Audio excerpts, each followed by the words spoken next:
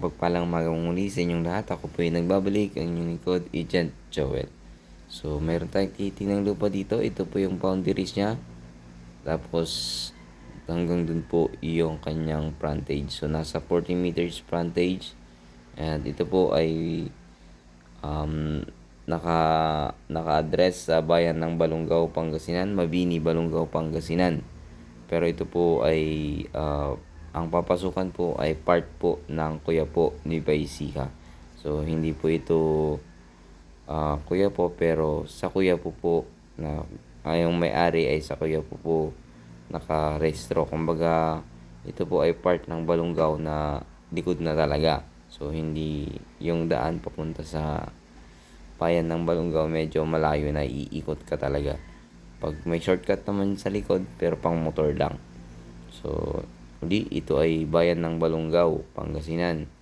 At papasok po ng Kuya po. So, dito sa harap, marami pong time na saging, mga saba na tinatawag. At ito po yung kanyang loob. Maganda pong magtayo dito ng bahay kasi parang meron siyang upland. Parang hindi naman siya heli kasi up, flat na naman, ganun. Hanggang sa gitna, ganun po siya. Pero sa gitna, flat na po siyang dire-diretso. So, ito po ay may tanim na mangga.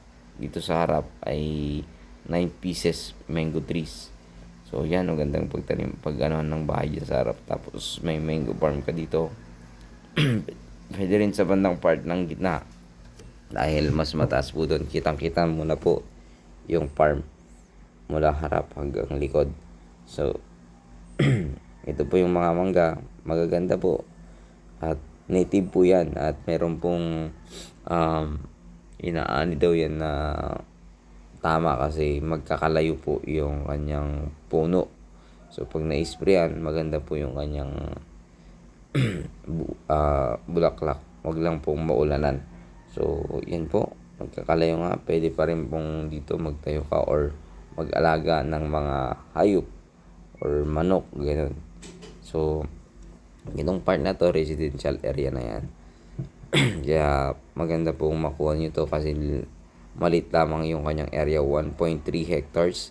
At meron ka ng rice land, meron ka pang residential, meron ka pang mango trees na 14 pieces at meron din po itong dalawang fish pond.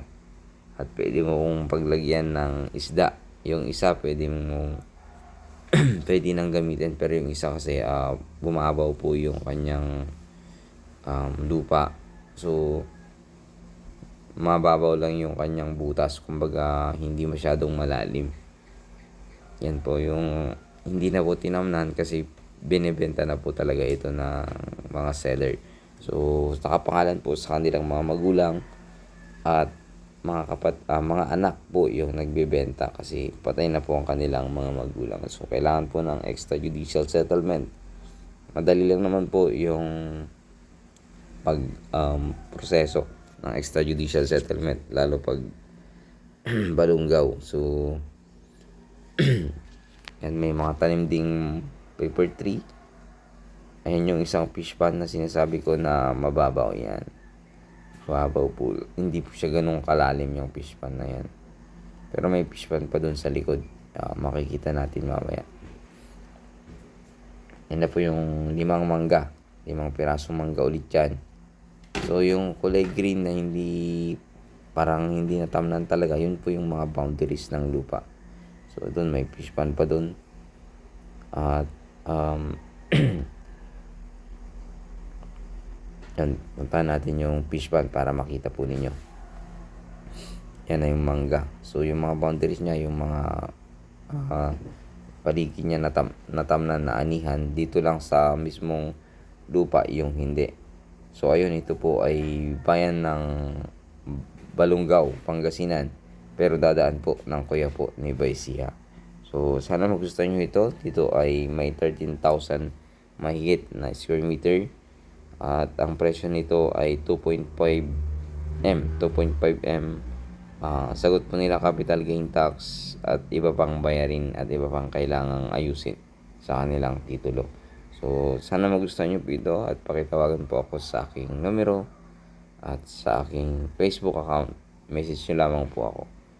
At i-mark ko na lang po sa drone para makita po ninyo yung eksaktong area po ng lupa.